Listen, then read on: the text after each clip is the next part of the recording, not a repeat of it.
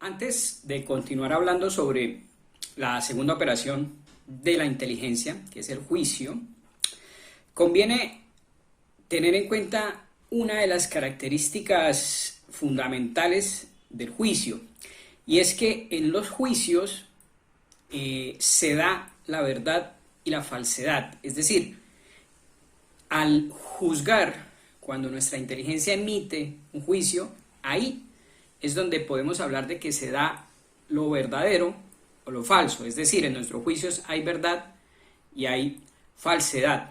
Porque fíjense ustedes que en la primera operación de la inteligencia, que nos da los conceptos, realmente todavía no se puede decir que haya verdad o falsedad, que sean verdaderos o falsos, porque si decimos, por ejemplo, verde, animal, planeta, materialidad, para continuar con el ejemplo anterior, omnipotencia, altura, no sé, cualquier concepto simple o complejo, cualquier concepto que ustedes quieran imaginarse, realmente no se puede decir que sea verdadero o falso.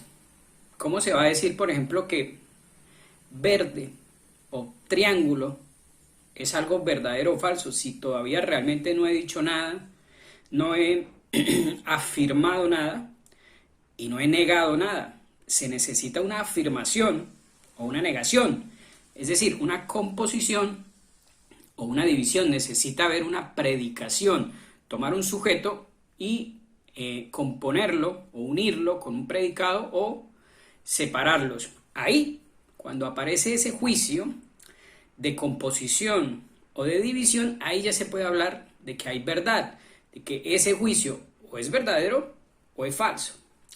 Recuerden ustedes cuando hablábamos hace algunos videos del concepto de verdad. ¿Qué es la verdad?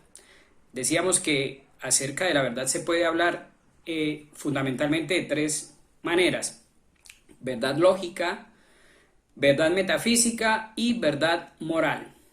Decíamos que la verdad lógica es la que se da en el logos humano, en la razón humana, ahí, en el acto de la razón, al pronunciar un juicio acerca de lo que las cosas son. Cuando decimos, por ejemplo, Dios es omnipotente o Dios no es material, ahí puede haber verdad o falsedad. ¿Cómo hay verdad? Pues hay verdad cuando en la realidad de las cosas, en este caso en Dios, por ejemplo, realmente se da eso que se llama omnipotencia. Yo digo en un juicio afirmativo, en un juicio de composición, yo digo Dios es omnipotente, es decir, Dios es con omnipotencia. Esa formalidad, ese concepto que es la omnipotencia, yo afirmo que está compuesto con Dios, es decir, está identificado con Dios. Dios es omnipotente. Eso es verdad, ¿sí? Eso es verdad si en la realidad Dios es verdaderamente omnipotente. Entonces, la verdad lógica, la del logos, de ahí viene la palabra lógica, el logos o la razón, la verdad que puede alcanzar la razón humana, ocurre o se da cuando las cosas son efectivamente como yo las digo.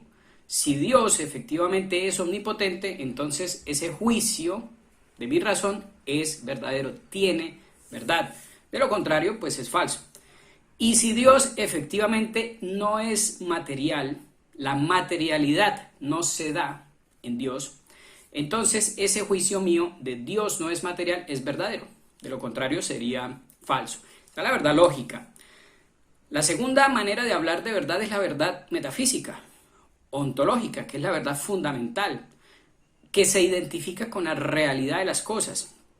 Por ejemplo, todo lo que Dios es, su realidad, su ser, es la verdad metafísica de Dios. Y nuestra razón se adecúa con esa verdad cuando la capta, la aprehende y la dice como efectivamente ella es. Por eso se dice verdad fundamental, porque es el fundamento de la verdad lógica. La verdad lógica, la mía, la que está en mi razón, en los actos de mi razón, depende de esa verdad metafísica, de tal manera que si yo digo que Dios es omnipotente, eso depende de que Dios, Él, en su ser, en su realidad, sea omnipotente. Por eso, la verdad de las cosas, o verdad metafísica, o verdad ontológica, se llama verdad también fundamental, porque la verdad, la realidad de las cosas, de lo extramental, de todo lo que está más allá de la mente, esa realidad, ese conjunto de realidad, es el fundamento de lo que yo digo.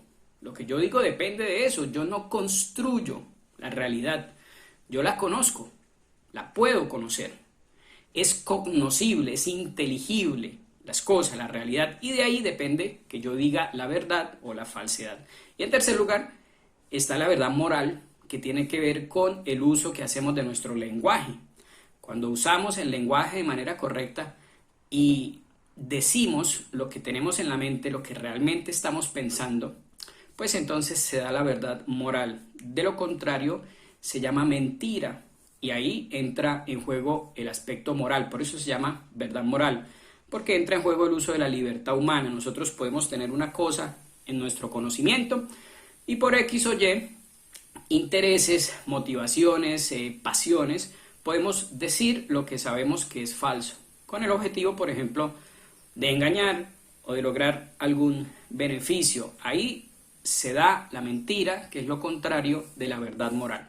De tres maneras podemos entonces hablar de la verdad: lógica, metafísica o fundamental, y moral.